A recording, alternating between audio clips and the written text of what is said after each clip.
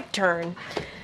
Okay, so today President Biden announced that he is granting clemency to approximately 1,500 Americans, the largest act in a single day, who have demonstrated remorse and rehabilitation, as well as a strong commitment to making their communities safer. The president is commuting the sentences of 1,500 individuals who were placed on home confinement during the COVID-19 pandemic and who have successfully reintegrated into their families and communities. He's also pardoning 39 individuals who were convicted of 9 non-violent crimes. The Americans receiving relief today include a decorated military veteran, a nurse who has led response for a number of natural disasters, and an addiction counselor who volunteers his time to help young people. That's just to name a few. Today's actions build on the president's record of criminal justice reform to help reunite families, strengthen communities, and reintegrate individuals back into society. The president has issued more sentence commutations at this point in his presidency than any of his recent predecessors at the same point in their first terms. He's also the first president ever to issue categorical pardons to individuals convicted of simple use and possession of marijuana, and to former LGBTQI plus service members convicted because of their sexual orientation. As the president has said before, America was founded on the premise of second chances. For far too long, our criminal justice system has closed doors of opportunity for too many people who should have the chance to once again participate in daily life and contribute to their communities. And as the president said in his statement, he will take more steps in the weeks ahead. He and his team will continue reviewing clemency petitions to advance equal justice under the law, promote public safety, support rehab and reentry, and provide meaningful second chances. And with that, I have my colleague here from the National Security Council, Admiral Kirby, to talk about foreign policy news of the day. Thank you so much, Karine. Afternoon, everybody. Hello. Sorry? We're just saying hello, sir. All right.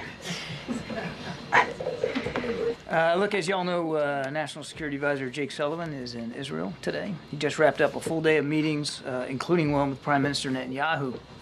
Jake's meeting with the Prime Minister focused on the progress we've made in the region. That means ensuring the Lebanon ceasefire continues to hold, that we continue to engage with all Syrian groups to establish a transition toward an independent and sovereign Syria, and most importantly, that we continue to make progress toward closing a hostage release and ceasefire deal in Gaza so that the hostages, including Americans, can be reunited with their families, so that civilians in Gaza can receive humanitarian assistance that they desperately still need, and so that this war can come to an end. Jake will now travel to Doha and to Cairo to continue these efforts. His travel, of course, coincides with that of Secretary Blinken, who is traveling to Jordan and Turkey, making clear our commitment to a Syrian-led transition process so that the Syrian people and their aspirations can be realized. The president is being regularly briefed on all these meetings and remains in close touch with his national security team as the situation in Syria continues to develop, and it does continue to develop. Tomorrow, he's going to speak virtually with his fellow G7 leaders. They will discuss a range of issues. Our shared support to Ukraine, which comes, of course, after the United States dispersed $20 billion to a new World Bank fund that will provide economic support for Ukraine as part of the $50 billion G7 Extraordinary Revenue Acceleration Loan effort.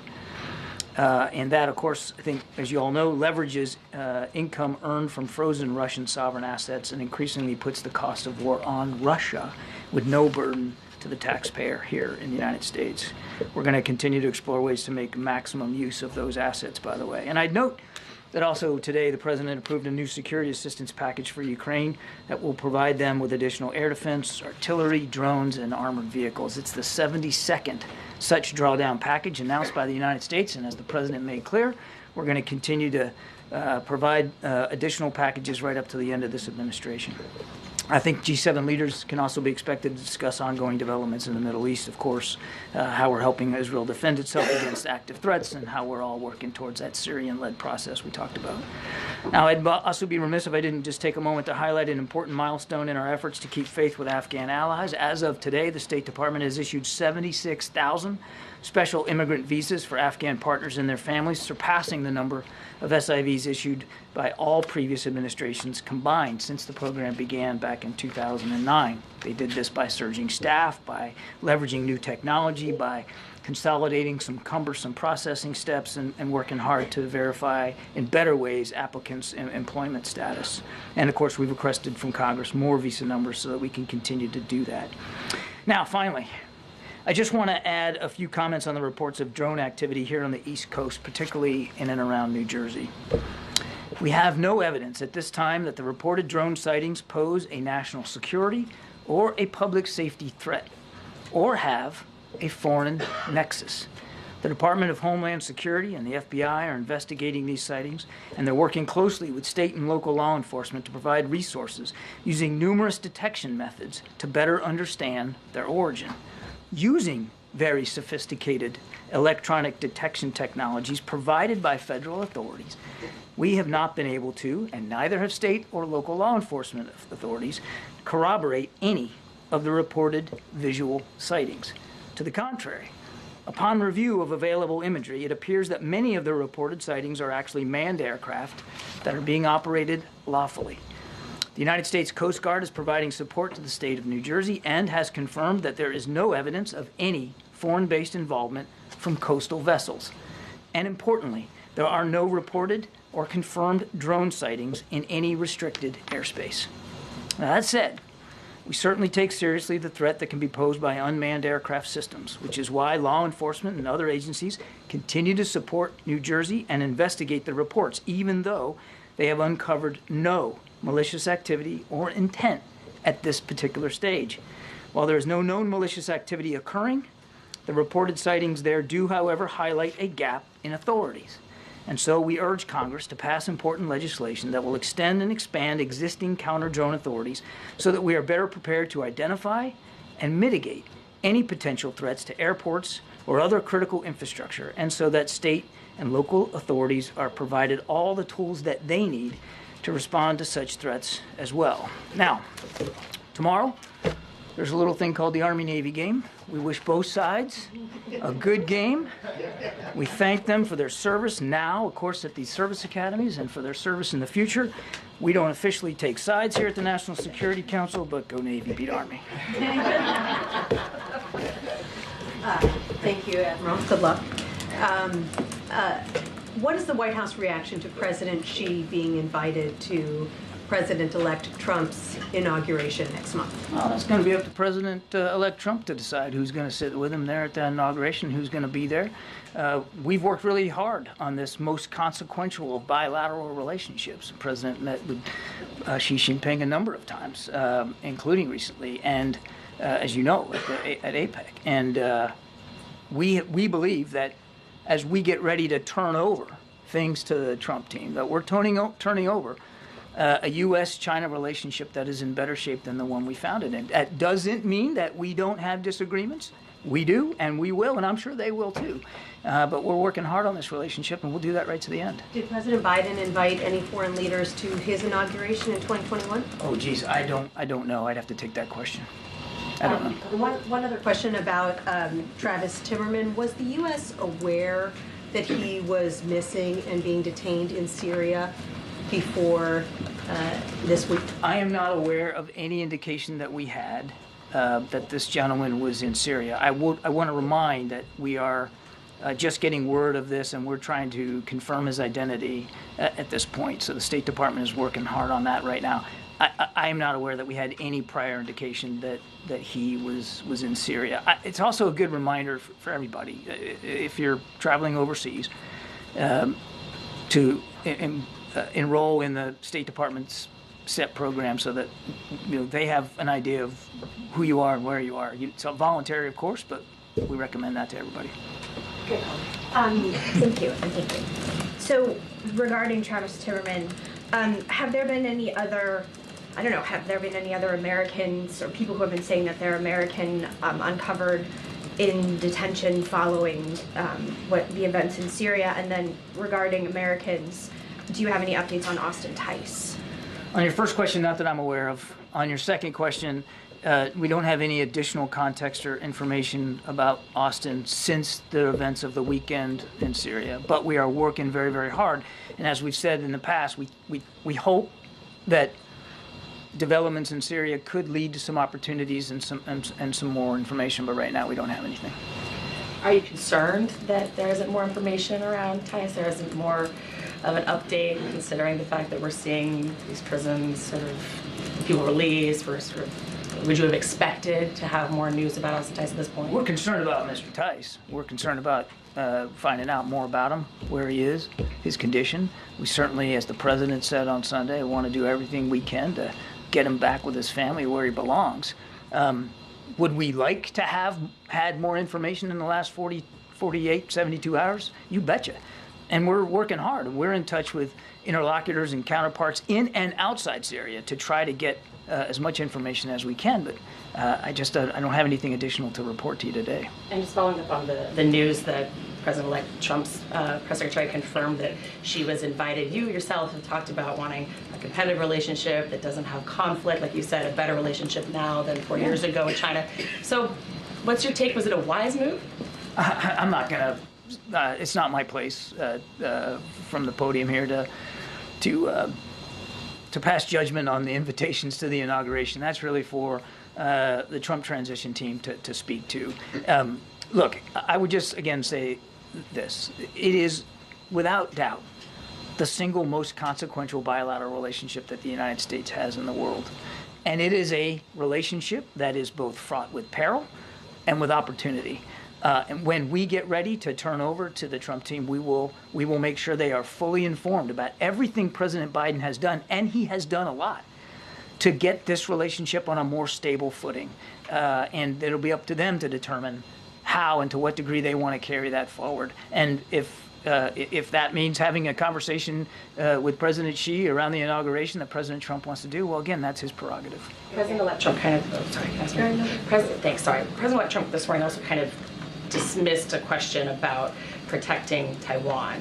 Could you talk at all about conversations that the current Biden administration might be having with Taiwan in this moment, if there's more security concern with those friends and partners with an incoming Trump administration? I think Taiwanese leaders know very well where President Biden stands on our continued support to Taiwan self-defense.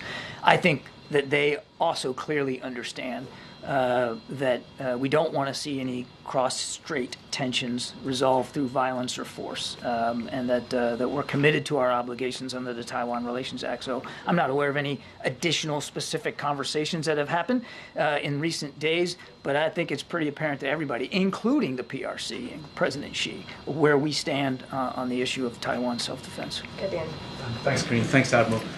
What's your response to President-elect Trump saying in his Time magazine interview that it was a foolish decision by the Biden administration to let Ukraine fire long-range missiles into Ukraine? Yeah, look, I'm not going to get into a back and forth with the president-elect and what he's saying in the media space. All I can do is reiterate what President Biden's policy and guidance has been, and that is to do everything we can, including today with this package that we're announcing, to make sure Ukraine can continue to defend itself, so that if and when this comes to some sort of negotiation, that President Zelensky is in the best possible position, that has the most leverage possible, that he has the most success on the battlefield that he can take into that negotiation. That has included additional policy guidance that President Biden issued not long ago to allow for some long-range missile systems to be used to help Ukraine defend itself across that border, and that policy still stands.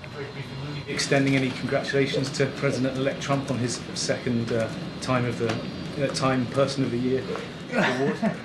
I actually didn't know that that had happened. I don't have anything more to say on that.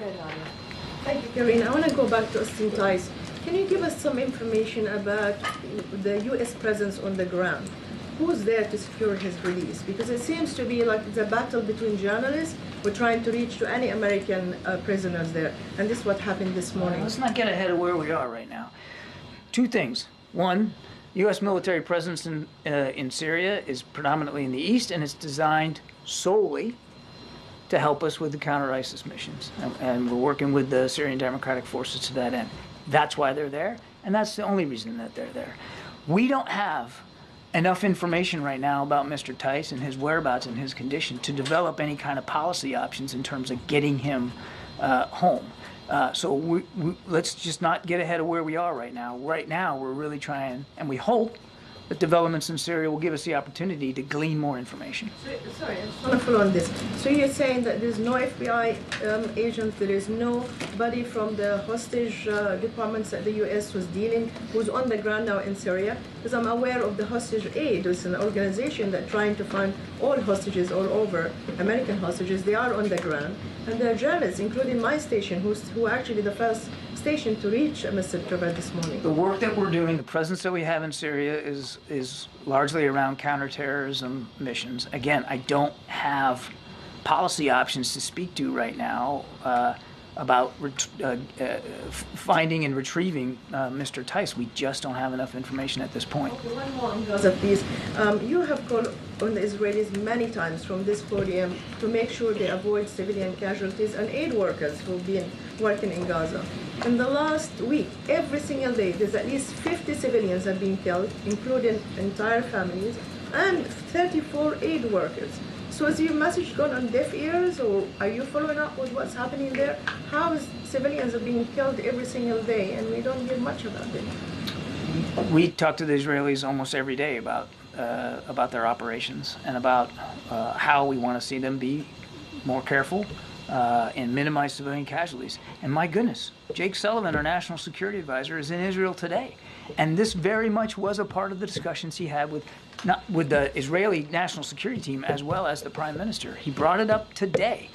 Secretary Blinken is in the region. I have no doubt that he'll be bringing it up as well. Yeah, Patsy. Thank you, Karine. John, two questions. One on Afghanistan. If you have any thoughts on the death of the Taliban minister Khalil Rahman Haqqani in a suicide bombing claimed by a regional Islamic State affiliate? I think, look, we're just getting information about this. I think it's a little too soon for me to make a comment. The only thing I would say is that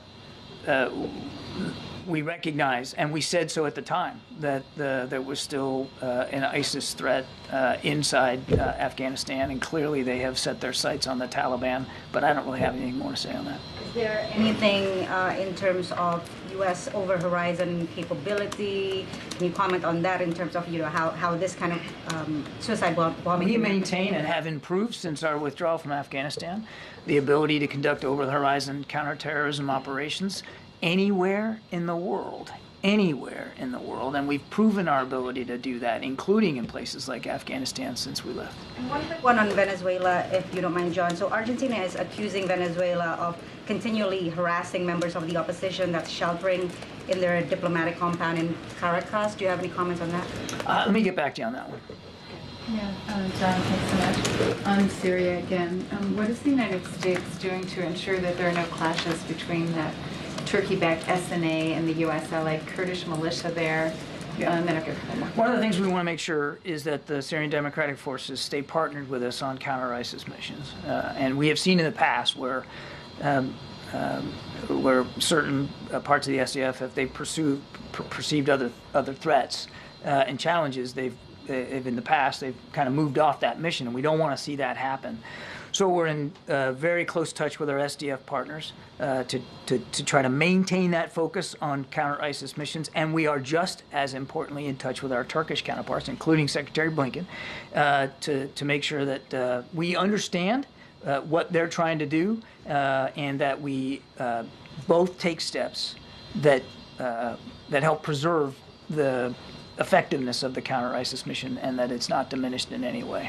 Okay. I mean, the relationship with the Turks hasn't been the best. So how do you hope to ensure that this message gets through and is respected? By being there and talking to them, which is what we're doing today. Okay. And then just one more on Syria, or rather on Austin Tice. There have been scattered reports that he could be in Iran. Can you say anything to that? I can't. As I said, and it's an honest answer, we just don't have enough context right now to make a judgment about his whereabouts or his condition. And that's why we're working so hard. And we are, as we speak, you and me today, we are asking those questions, and we hope that what happened in Syria over the weekend may give us an opportunity to learn more. Are you directly in touch with the Iranians about this? We have been in touch. I'll just say this. As you would expect, or at least I hope you would expect us to be, we have been in touch with interlocutors and groups and leaders all over the region. And we have various ways of being in touch. Some's indirect, some's indirect.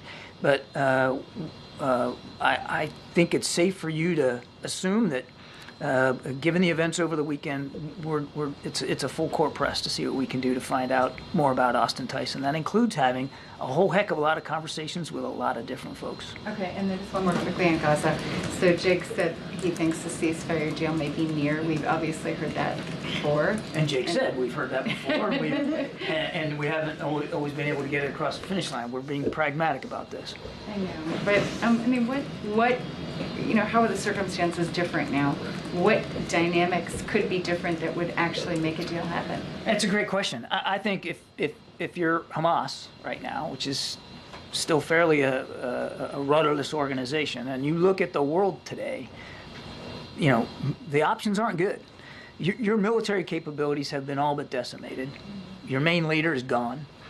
The leader of your buddy Hezbollah, he's gone. Nasrallah is gone. Hezbollah is now in a ceasefire arrangement, which is still holding with Israel. And Iran is not coming to the rescue. There is no cavalry for Hamas right now. So this is the time, and I think that's what Jake was alluding to. There has been an awful lot of pressure put on anybody who is supporting Hamas, and now given where they are and how weakened they are, this is the moment to make this deal, and that's why I think Jake believes that we're getting close. I mean, this is a great opportunity right now to do it. Thank you, Karine. Just to follow on Gaza, in those comments in Jerusalem earlier today, Jake Sullivan said that the posture of both Prime Minister Netanyahu to do a deal and the posture of Hamas at the negotiating table in the wake of the ceasefire between Israel and Lebanon had changed favorably toward a deal. I'm just wondering if you could elaborate a little bit more on that dynamic and what he's referencing. Well, it's kind of my answer to Andrea. I mean, the situation for Hamas has radically changed, particularly because of what's happened. And I would add, one thing I didn't add was events in Syria, because now Assad's gone.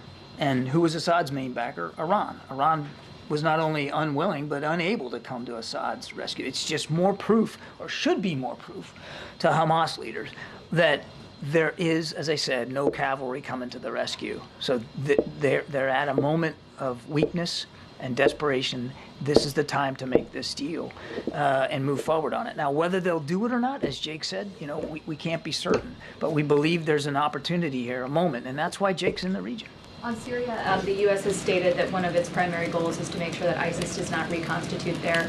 In the days since the Assad regime has fallen, have you seen any information or any intelligence about cells or larger groups that are trying to exploit this opening? I'm not going to get into too much on the intel side. I'll just tell you that we're watching this real closely, and that is a risk, that is a worry, that ISIS, this is a group that loves ungoverned space, and you can expect, we have to expect, that they're going to look at what's happening here with the fall of Assad, and now Russia or Iran not coming to the rescue, Russia now also not coming to the rescue, and Russia's worried about their own presence in Syria and how that's going to look. You would expect that a group like ISIS would try to exploit that. So we're watching it closely. I don't have any, again, additional intelligence indicators to speak to today, but it is something we're laser focused on. And then just broadly on foreign policy, there is only one president at a time, but we've seen the president-elect wade into his preference for what he does or doesn't do in Syria, the U.S. approach to Ukraine, to the Middle East, and now the transition is also, as you guys have said, working hand in glove as you push for a ceasefire in the region there.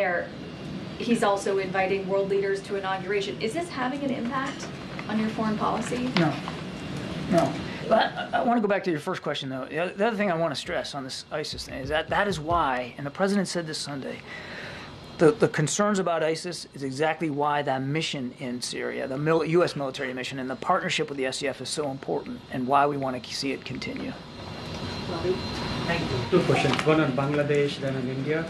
On Bangladesh, over the past few weeks, several Hindu American groups across the country have been holding protest marches, one outside the White House over the weekend, They're protesting against the continued killings of Hindus and their temples in Bangladesh after the fall of Sheikh Hasina government. Is the president aware about it? Did he raise this issue when he met his friend and the interim government chief Muhammad Yunus on the sidelines of the UN? We're watching this very, very closely, and the president's following events closely as well. The security situation in Bangladesh has been difficult following the ouster of the former prime minister, and we've been working closely with the interim government to enhance the capability of their law enforcement and security services to deal with the challenge. We've been very clear in our engagement with all Bangladeshi leaders that protection of religious and ethnic minorities is absolutely critical, and the leaders of the interim government have repeatedly committed to providing security to all Bangladeshis, regardless of religion or ethnicity. We want to hold them to that. And on India, as the president concludes his 4-year term, what do you think are the key achievements of India-U.S. relationship?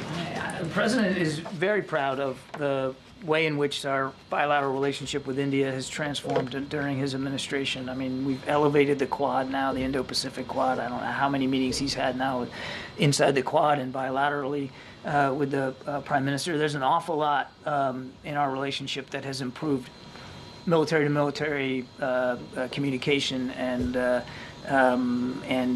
defense security partnerships there in India and in the Indo-Pacific writ large, people-to-people ties, economic ties. I mean, there's been an awful lot. Quick follow-up on India. You mentioned about Quad. What is President's expectations from the coming administration on Quad and other IMEC? That's going to be up to the incoming administration. It's going to be up to them to determine how they leverage the Indo-Pacific Quad.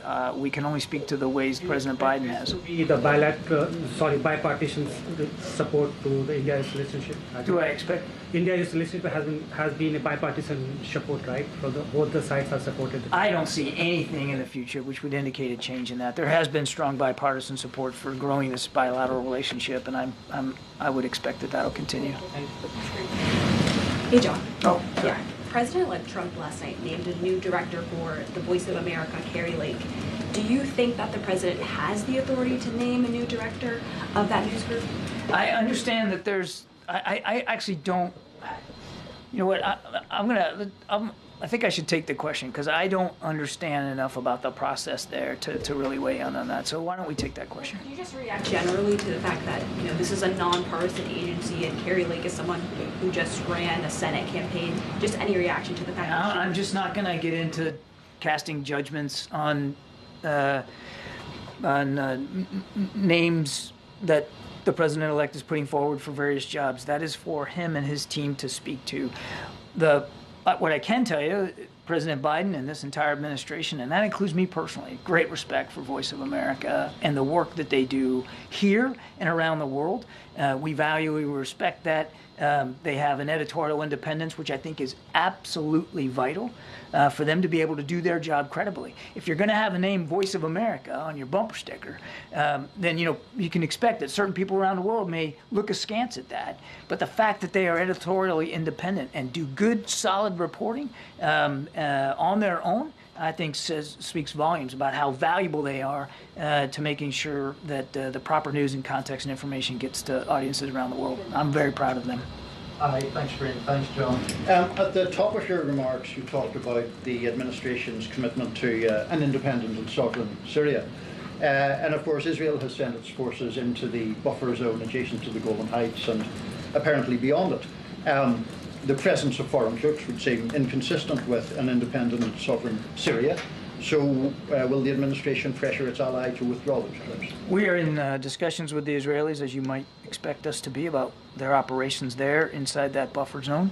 And staying in close touch, as Jake did today, with better understanding what their goals and objectives are. I would tell you, or would point you to what they have said, which is this is a temporary measure to deal with exigent circumstances, and we recognize what they recognize, that there are some legitimate threats that they're trying to. Have they given any indication what they mean by temporary, given that they've been, in occupation of the Golan Heights? I think I point you to the Israelis to speak to their military operations. Thanks, Karine. John, on the drones, does the U.S. government have any of its own imagery or video of these systems? I'm not aware that we have U.S. government produced imagery ourselves. But as I said in my opening statement, we have certainly done thorough analysis of the existing imagery. Like from people's cell phones that we're seeing. Basically, with what you're looking at, how can you credibly tell people that there is no public safety threat, there's no national security threat, that there's no reason to believe that a foreign government is involved? Because the analysis thus far, in an investigation that is ongoing, has not revealed any national security or malicious intent or criminal activity. But, Jackie, I would remind you, we're at the beginning here, not the end. There's a lot more work to be done, and we're working closely with state and local authorities to gain more information. I would argue that we're moving pretty well here with a sense of energy to try to figure out what we can do to learn more about this. We're still in the middle of an ongoing investigation, and I'm up here explaining to you and letting you know what we know so far, what we believe so far. If information comes to light that changes that characterization, then my goodness, we'll be the first ones to let you know. But right now, there's just no indication that this is some sort of foreign malign activity or, in fact, even criminal. Well, what I don't understand is, this has been happening since late November. I don't know that the law enforcement officials or residents in New York and New Jersey, or even the Democratic senators who wrote to Director Ray Mayorkas and the FAA administrator today would think that this has been handled with a sense of urgency. But that being said, has the President or the Secretary of Defense issued any guidance to NORTHCOM or military installations to act on these systems if they're deemed to be a threat in any way? And what's the benchmark for that determination? So two thoughts. First of all, you're right, late November. It is now, the 12th of December. So I think it shows that we're moving on with this, and we're going to stay on it. So I want to disabuse you of any notion that we're not taking this seriously, because we are. I can also tell you that if the President, as Commander-in-Chief, believed, based on the information that he'd been given, that there was a national security threat at play here, or even a public safety threat at play here, he would issue the appropriate directives to not only law enforcement, but perhaps even the military if that was needed. I want to go back to something I said at the top. There has been no evidence of any of this activity in or near restricted spaces. That's not what the senators said in the letter. They said, in fact, that they've been observed maneuvering their critical infrastructure, sensitive locations, including reservoirs and military installations, and cited a concern from law enforcement about public safety threats because a medevac helicopter was prevented from transporting a seriously injured patient for care because of the presence of these drones. I stand by my opening statement. Can you make that make more sense? Because I think people in New York and New Jersey see drones the size of an SUV over their house every night and think that that doesn't make any sense. Certainly I understand why people would be looking at this and being concerned about it. We're concerned about it too, which is why we have the Department of Homeland Security and the FBI, my goodness, looking at this. And we're taking it seriously. We understand that people are concerned. We understand that they got questions. We got questions too. And we're working hard to get the answers to that. What I can tell you as we sit here today, at 2:16 in the afternoon on the 12th, is we haven't seen any indication thus far that there's a public safety risk, and we haven't seen. Does the government know what they are?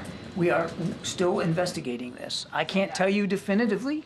I cannot characterize for you definitively what these sightings are. I can just go back to what I said at the opening. We've looked at the imagery.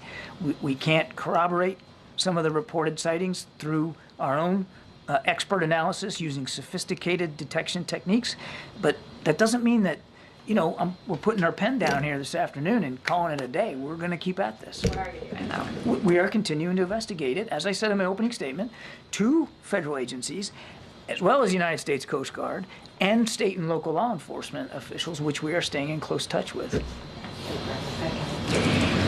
Picking up on drones, has it reached a level, or is there a level determined by which the president or the administration, more directly, would prohibit any use of the airspace, since it is regulated, for drones for a period of time to try to figure out who they are and to remove this anxiety that people in the Northeast are feeling? I don't know that we're at a stage right now where we we're considering that sort of a policy option. But I can tell you that we're going to keep an open mind here. And I think whatever policy options we determine are appropriate will be informed by the investigation. And thus far, in this early stage of the investigation, there's just no national security threat that we see and no public safety risk. So again, you want to be careful that you don't you don't jump to conclusions and you don't jump to policy options that may not be appropriate at this particular stage. But we'll obviously see where it goes, and we'll be informed by investigators. One other topic, with Jake in Israel and issues related to Ukraine and Russia, the Middle East and so forth. With 40 days to go, do you feel that the Biden foreign policy team is in a cooperate with a very vocal president-elect who is talking about these issues to achieve the aims that you have, or do you view it as this is only your negotiation to have, whether it's in Israel, whether it's with Ukraine? Is it coordination, competition? How would you describe? I would say consultation.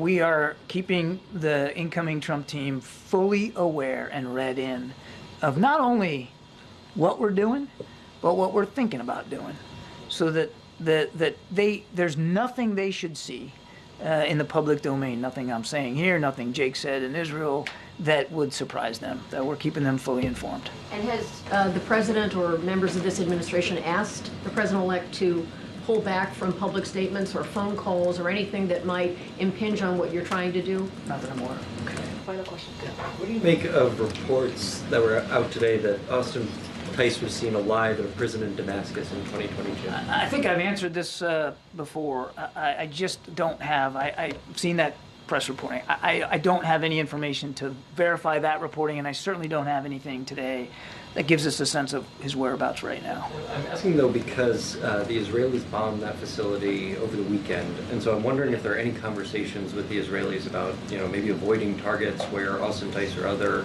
prisoners might be held. We're, as I said earlier, it's a full court press to get more information about Austin, and we are actively in touch with interlocutors and counterparts throughout the region, and that includes Israel. Okay. Thank you so much. Thank you, Karine. Thank you, John. Thank you,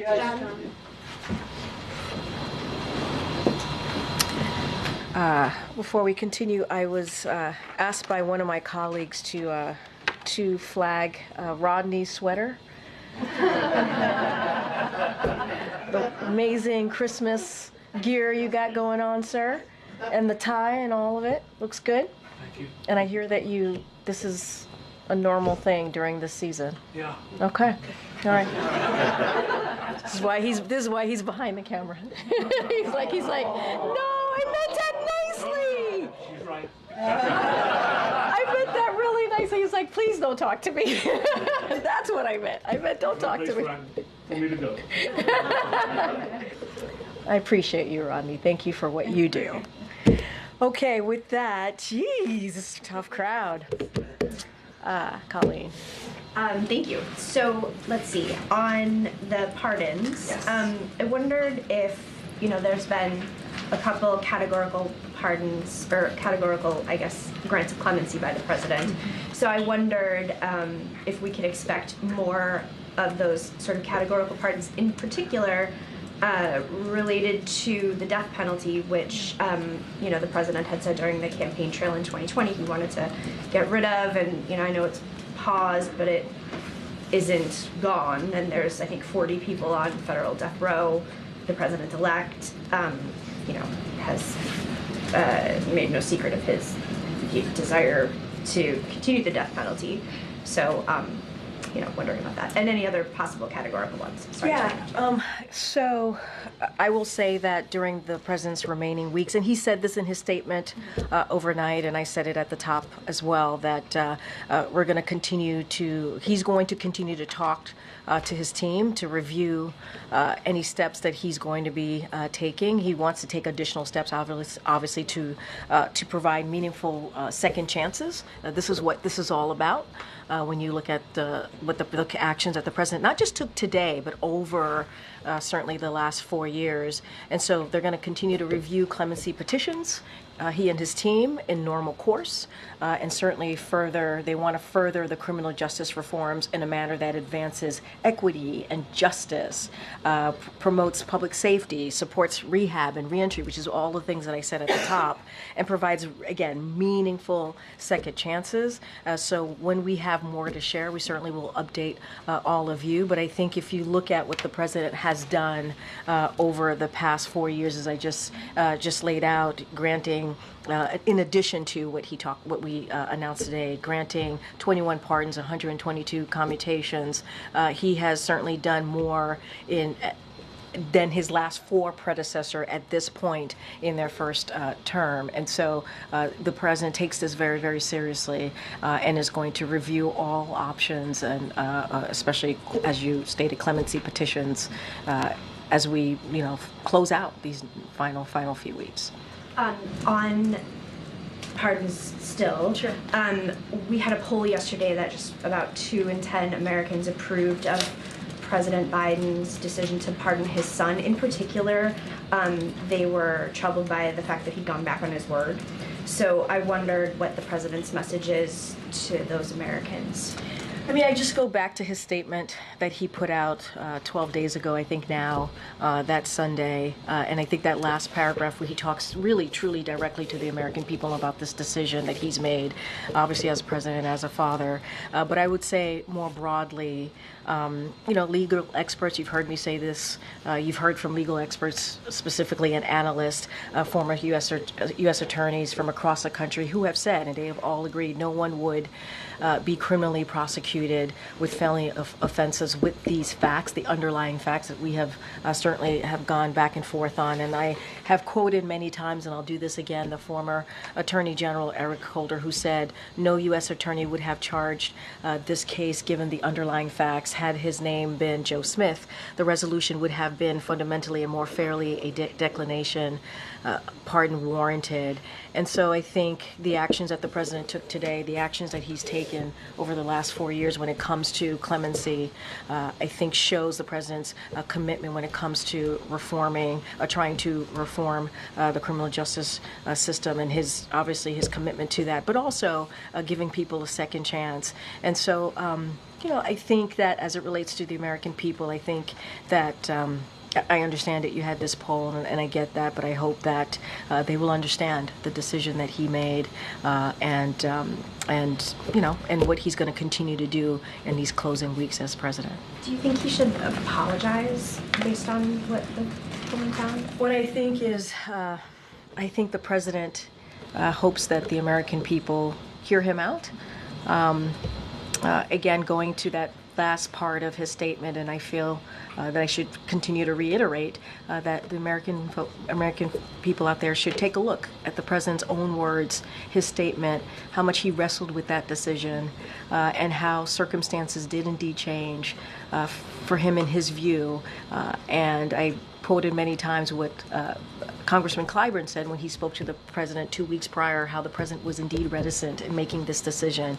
And when he saw that Republicans weren't going to let up, when we talked about the recently announced Trump appointees for law enforcement who have said themselves that they were going to seek retribution, and there was no reason to not take them by their word. The sentencing was coming up.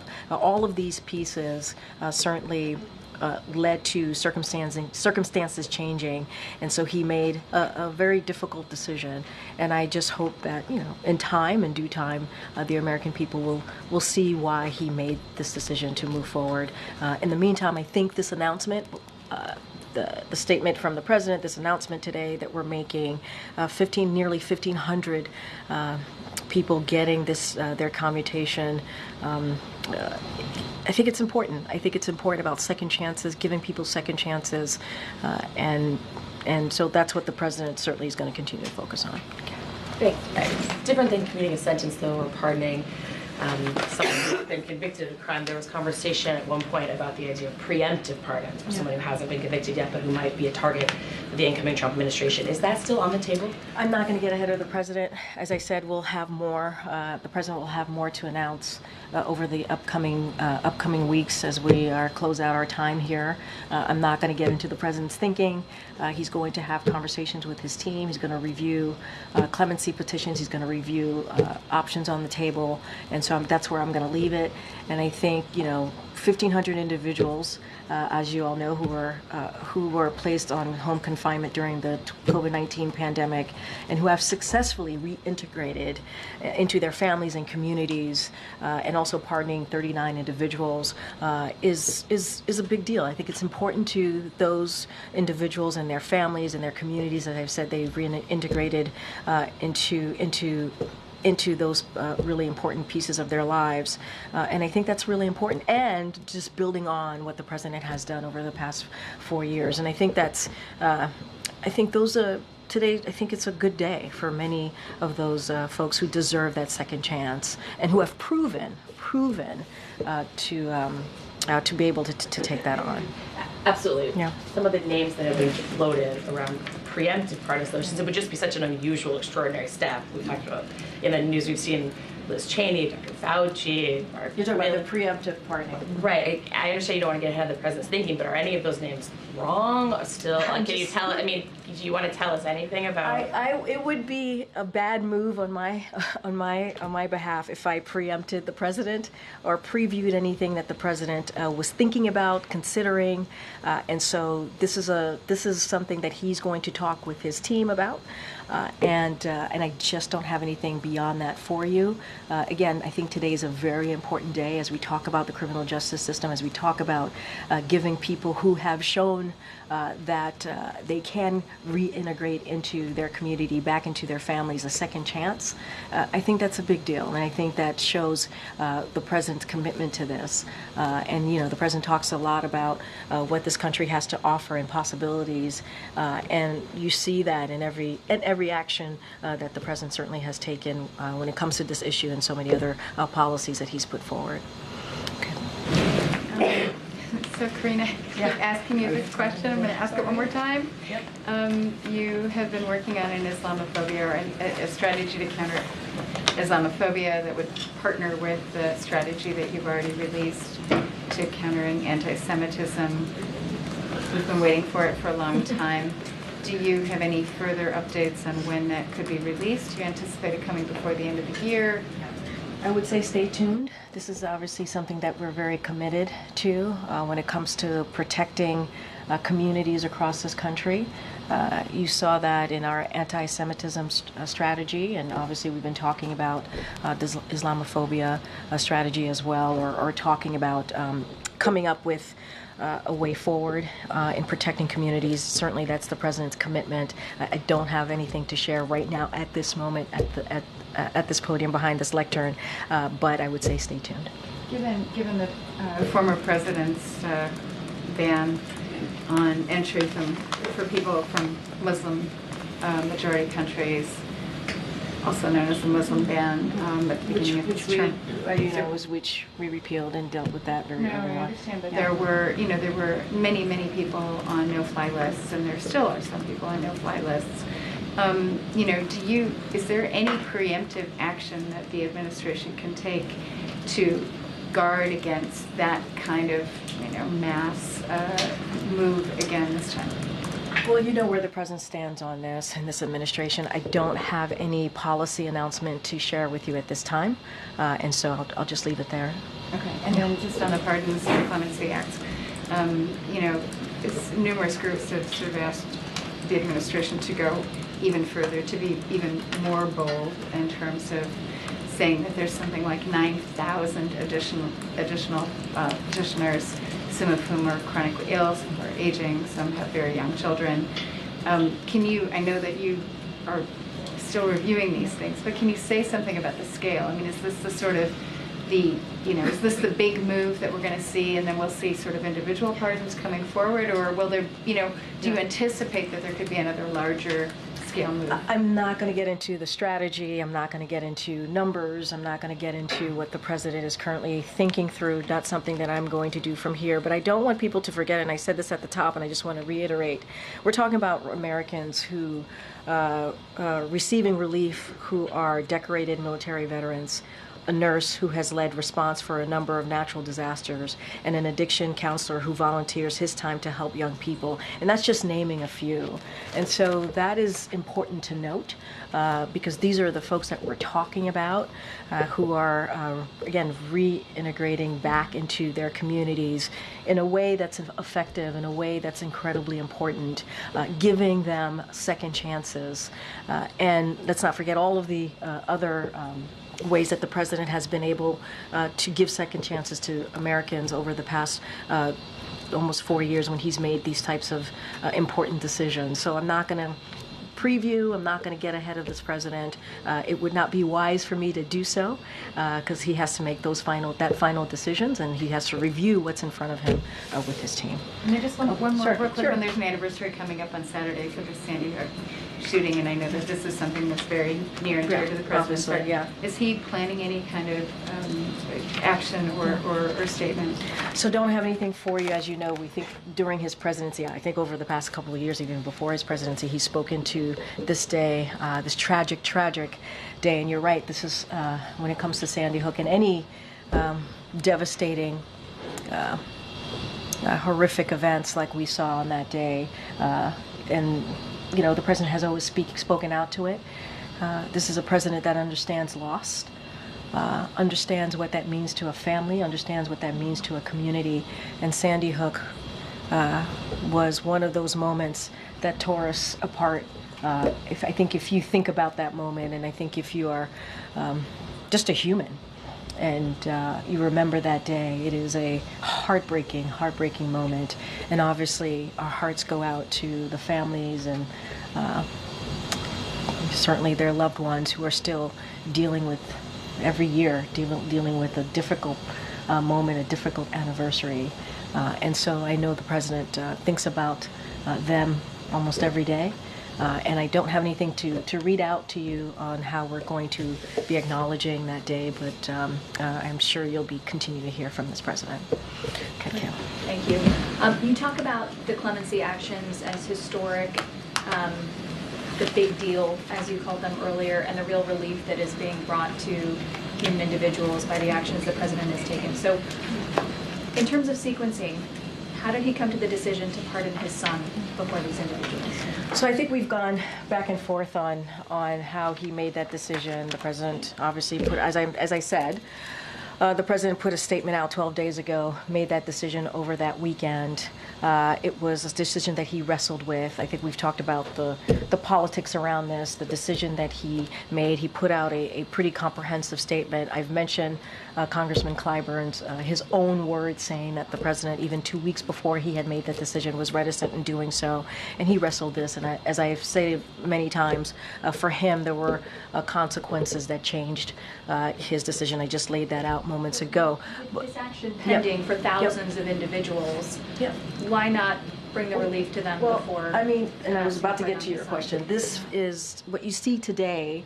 That was far from this being his first, right? I think we can't forget that. His first pardon or act of clemency. He has issued more, we cannot forget this, more sentence commutations at this point in his presidency than any other recent predecessors at the same point of their first term. And I talked about what he was able to do in April when he issued historic categorical pardons as well to address marijuana possession convictions and military convictions in the LGBTQ plus community. These are actions that this president has taken. And again, today is historic, but he has been taking these types of actions for some time now. This is far from the first pardon that the president has taken. We've gone back and forth. I've laid out what the president's thinking. He has talked about it directly in a statement in his own voice to all of you about 12 days ago. And so I don't have anything beyond that, but we can't look at today as being only the first action that he's taken. He's taken many actions to try and deal with giving an opportunity to people who have shown that they deserve a second chance, giving them opportunity to have that second chance. Anita Dunn, who was for a very long time the senior-most communications aide here at the White House, has been very critical of the president's decision to pardon his son. She called it extraordinarily bad timing. She said it was clear that the White House was not part of this process. And she called the president's rationale an attack on the judicial system. She goes, "The argument is one that I think many observers are concerned about. A president who ran to restore the rule of law, who has upheld the rule of law, who has really defended the rule of law, kind of saying, well, maybe not right now." How would you respond to that? I will respond in this way. She also agreed that Hunter Biden, and I quote, absolutely deserved a pardon. The deserved a pardon is her own words. So she supported that action. And I don't want to take away the record that the president has made on providing the most individual commutations in a single day, and I think that matters. And he'll certainly have more news to share in this area, in the clemency space, obviously in the near future, and we'll have more to share and certainly more to speak to. Was she right that the White House was boxed out of the process? What I can say is that I would obviously continue to refer you to the president's statement 12 days ago. He laid out his thought process, I think, in a very comprehensive way. We've gone back and forth here about how the circumstances had changed, but let's not forget that she also said that Hunter Biden absolutely deserved a pardon, and I think that matters as well. Okay. Thanks, Karine. What was President Biden's reaction to FBI Director Christopher Wray's decision to step down? Well, I will say is that the president certainly appreciates the service of Christopher Wray, the FBI Director, and all that he has done in his role. I don't have anything more to say beyond that. Certainly he wishes the FBI Director well.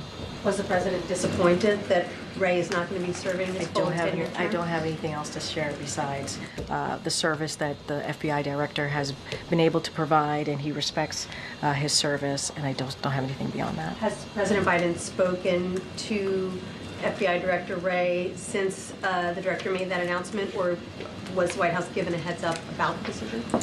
I would say that I don't have anything to share of a conversation between the FBI Director and the President since this decision was made, but the President is grateful for the Director's service to our country, and I just don't have anything else beyond that to share. Can you, given the breadth of the pardons, can you describe a little bit about the president's process? Did he read into the individual cases? Did he accept a list from those who were working on this on his behalf? How much did he personally dive into particular stories? And did he decline on any of the ones brought to him for this time, or was it sort of a big package presented to the president? So I'm not going to go into step by step of this process. What I can say is this is a president who certainly takes this very seriously, understands the importance of when an individual is able to show that they can reconnect with their community, reconnect with their family, be part of a community in a way that I just laid out. When you think about military veteran, we think about a nurse that's been very helpful in disaster response. He takes that all into account. He wants to make sure that that there are specific criteria that are made, if you will. In this case, the Bureau of Prisons obviously was very involved in looking at. When I say very involved, when they made the decision on the home confinement of these folks, and so obviously that is a big part of it too. And look, they've all just demonstrated good behavior. Have shown that incarceration and at-home confinement has been successful in their rehabilitation. And those are all important criteria to look at. But this is something, obviously, his team reviews. It's presented to the president. He makes this decision on how to move forward. I'm not going to get into the nitty-gritty, but these are important facts that I just laid out to certainly look at when you think about getting back into the community and showing that it is meaningful to get that second chance because what these individuals have been able to do. Got Annie. Thanks, Karine. On the pardons today, can you say whether the president has signed all the paperwork and it's completely finalized, the signature on it? Well, my assumption is that this is ready to go since we made the announcement and that we've announced it obviously overnight. And so this is ready to go and we're moving forward. We wouldn't have made this announcement if we weren't. And so that's what I could speak to. This is something that the president has decided on and we're taking certainly the steps to make this happen.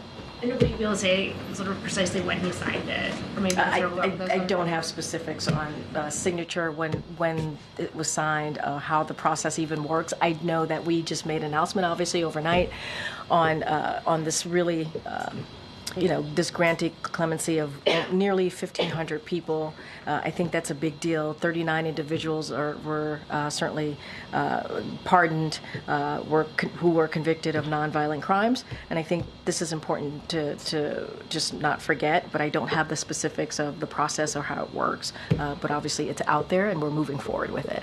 And then one other thing, you had been asked several times about whether Hunter Biden would receive a pardon and responded to that question. Yeah. In that vein, can you tell me whether the president is considering a pardon for his son, James Biden? Look, what I can speak to is the president made that decision, right, about Hunter Biden. He put it in his own words.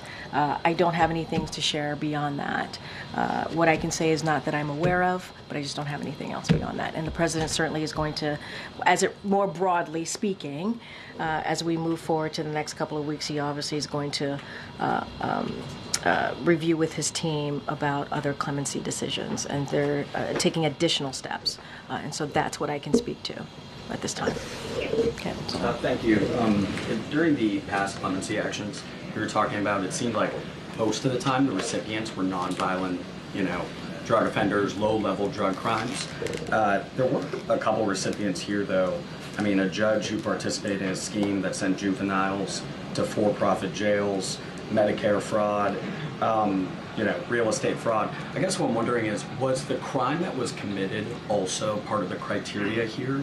Or was it the mere fact where if you were somebody on home confinement, despite the crime you committed, but just the fact that you were on home confinement, you received a commutation? So there are two different things, right? There is the 1,500 folks who were placed on home confinement during COVID. Okay, I didn't know because those are commutation, right? So I didn't know. Those are commutations, okay, right. So you were saying pardon, so I just wanted to make sure that. To clarify, those examples I listed are part of the 1,500. Okay, because as you know, there were 39 people who were pardoned. So two different things. I just want to make sure we were on the same page. So this is definitely related to the home confinement for COVID. Let's not forget there was the CARE Act of 2020, right? This is all connected certainly to that, and those are the individuals who had home confinement and they successfully reintegrated into their families, into their communities, and that's the group of people, that category, if you will, that we were looking at. But like if just the fact that they were on home confinement, they received a commutation here. No.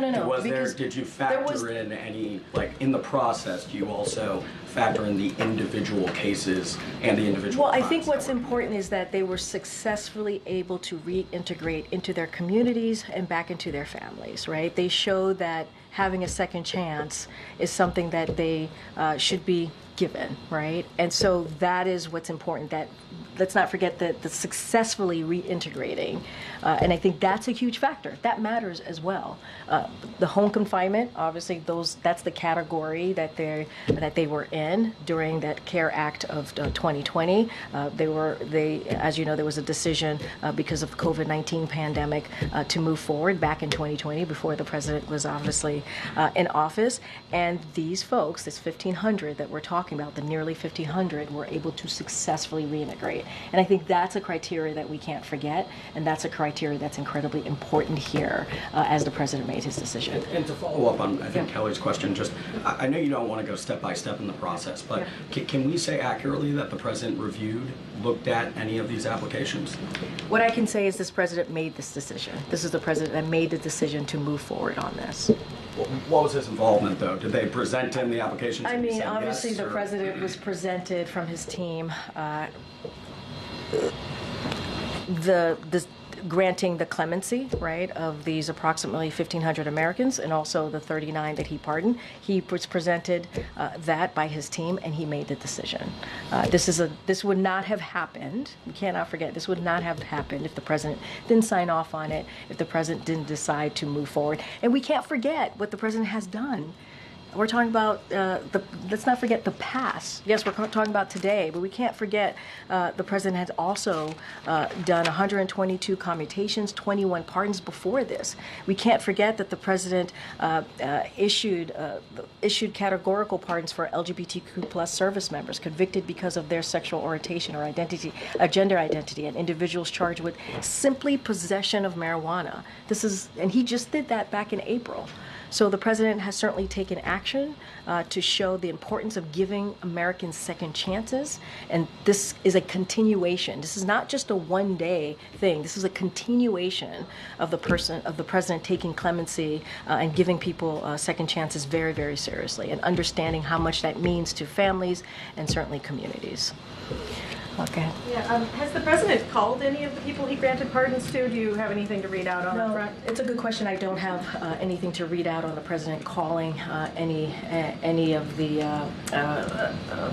nearly 1,500 people or 39 folks that he was able to pardon today. I just don't have anything to share. And is he planning a farewell address at some point? Is there something in the works? Do you know where it might be, when it might be? So I don't. We'll certainly have more to share. What the last couple of weeks, last couple of days of the president's administration would look like, if he's going to be giving any big speeches or giving any important remarks as he ends his presidency. I don't have anything right now in this moment, but I would say stay tuned. We'll have a lot more to share as to what January post-holiday will look like. Go ahead. Go ahead. I know I was supposed to call you. I didn't. Thank you. Back to Austin Tice. Okay. With sure. apologies. No apologies. That's an important. No, it's important. No apologies. So I believe it was last Friday when the family of Austin Tice said that they had spoken to officials here at the White House. Yeah, they met with National Security Advisor Jake Sullivan at the end of last week. Yes. And then they had a statement at the National Press Club where they said that they had been told from a reliable source, we assume Sullivan, that Austin was alive and that he was being treated well. Yeah. So now we don't know any of that. So where did they get that information? So look, I'm going to let the family speak for themselves. I can't even imagine what they're going through. I don't want to imagine what they're going through. I know this has been a difficult time for them. But what I can say is when it comes to Austin Tice, this is a top priority for this president. He said that himself. And there is no indication that he is not alive. But there's also no indication about his location or condition. And so what our goal is to bring him home. And so we hope certainly that he is alive, and as we have stated many times before, we are talking through this with the Turks, and we want to do everything that we can to bring him home. It is a top priority for this president and this administration, and that's how we're going to continue to move forward on this. All right, everybody. Will there be further meetings between now and the end of this? Well, as you know, this administration, including the National Security Advisor, Jake Sullivan, has met with many family members of Americans who are wrongfully detained, held hostage. That is something, and also the president has done this as well. National Security Advisor, as I just mentioned, just met with Austin Tice's family just this past week. And so we're going to continue to certainly stay engaged and in touch. I don't have any meetings to preview for you at this time, but we've been pretty consistent in staying in touch with these families. Again, our hearts go out to them. Our hearts go out to them as they are dealing with an incredibly, incredibly difficult time. All right, thanks everybody. Thank you.